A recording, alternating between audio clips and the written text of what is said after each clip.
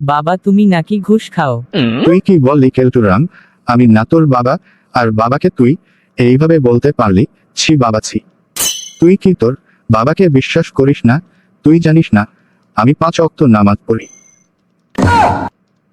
সালার বাবাকে মনে হয় কথাটা বলাই ভুল হয়েছে। বুঝলাম না, আমি ঘুষ খাই, আমার বেটা জানলো কি করে? কেলটুরাম তুই জানলি কি করে আমি ঘুষ খাই? আর তুই কি আমার ঘুষ খাওয়া দেখেছিস? না বাবা, দেখিনি, তবে শুনছি। তুই জানিস না বাবা, শুনে কথায় কান দিতে নেই।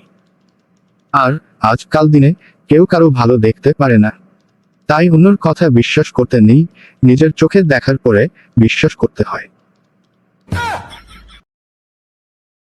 কি হয়েছে তোমার? এইভাবে চুপচাপ হয়ে আছো কেন?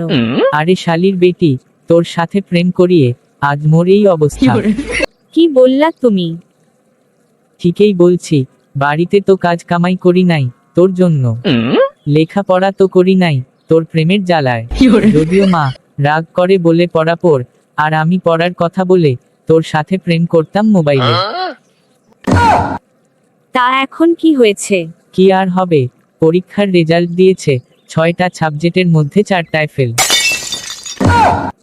বাবা বাড়িতে আমার জন্য বসে আছে। কেন? কেন আবার? তোমার আর আমার বিয়ে দিবে বলে। ও তাই, তোমার আর আমার বিয়ে দিবে, কিন্তু আমি জানি তোমার বাবা আমাদের সম্পর্ক মেনে নিবে না। শালির বেডি, বিয়ে নয়, আগে পিটাইয়া পিটাইয়া তোমার আর আমার গা সিলাইবে। তাহলে তুমি থাকো, আমি বাড়ি যাই। আমার বাবা ফোন দিয়েছে, মা নাকি অসুস্থ। যা যা, তোর মতো প্রেমিকার দরকার নাই। শালির বেডি শালি, যেই দেখছে বিপদ তেই ভাগারাম। তুমি যতই আমায় গালি দাও, আমি আর থাকছি না এখানে। তা আমি গেলাম, আমার বাবা আবার রাগ করবে। যা যা, শালির বেডি। কে রে কেলটুরাম, তুই নাকি 4 সাবজেক্ট ফেল করছিস? খাইছে রে, বাবা জানলো কি করে? না বাবা, কে বলেছে আমি ফেল করছি? আমি তো পেলাজ পেয়েছি। আর আমি ফেল করছি, তুমি রেজাল্ট দেখছো না শুনছো? কেন, শুনেছি। তুমি তো বলো শোনা কথায় কান দিতে নাই।